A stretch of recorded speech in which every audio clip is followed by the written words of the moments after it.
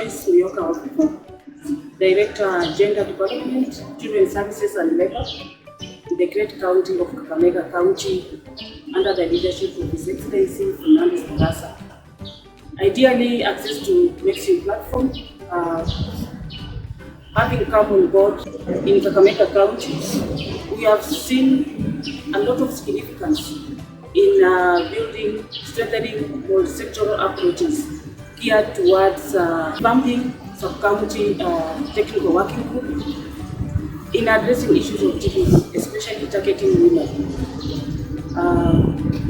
As you are aware, the Directorate of Gender has sectorial thematic areas, 5 commitments that the Great County leadership committed to address under the Regeneration Equality Forum, where we have the sectorial thematic area of gender-based violence as being one of the areas that we are focusing as a Directorate of Gender.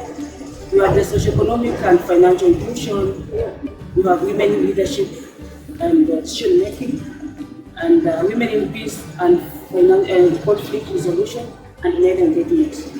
So in Kakamega, when access to medicine came in, it was timely and handy for the county when we are really struggling to address. And key area was the gender-based violence sectorial thematic area. We had structured, yes, but we had gaps in coordinating activities and more oftenly also coming up with policy. So when first of all access to medicine came in, it started with mobilizing key resource partners in the area of gender-based violence, being led by the Ministry of Health, who are the chairs, and the Director of Gender being the secretaries, and using the multi-sectoral approach where we had even the national government, the civil society organizations, the grassroots women movements, movement coalition research, and academia. We came now to mobilize all these stakeholders at county level and also at sub-county level. We've had a number of counties technical working group in GBV, where we formed sub-county GBV review meetings, being coordinated by the GBV coordinators from the Ministry of Health, where we get quarterly reports in regard to the status report of GBV, where they report on response and coordination of activities, where they also report on preventive response mechanism, that is including the referral pathways, and also report on the challenges and give us way forward in conclusions.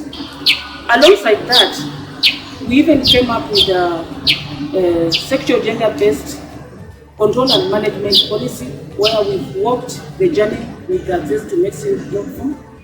They have taken through all the policy knocking process, funding, and also funding meetings, and also collaborative validation meetings. We have seen them take us through all this until we had the old document being produced, that is the Sexual and Gender-Based Violence Control and Management Act. We pride ourselves that Kakamega was called the second to have the policy in place. The policy having come in place, you have guided us to come up with another policy of to address the socioeconomic issues affecting the community. And why? Because we found that through the reportings, many women were being assaulted because of poverty, because of the incomes, and therefore as a county, because of your findings, because of your being here, because of the reportings we've been having, we then come to address issues of economic, where living groups per ward being given 50,000, but because of the findings, we have now onboarded more 5 groups on board. Why?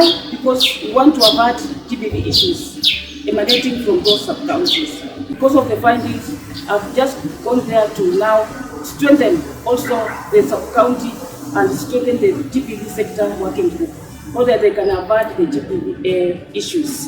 And that is strengthened coordination among the key stakeholders. Yes, where we fall short in a sub-county, other key stakeholders come in. So I'm glad that we came, and through the continuous engagement, community dialogues, advocacy, we now, as given direction to now go into resource mobilize resources to address those areas that are having gaps.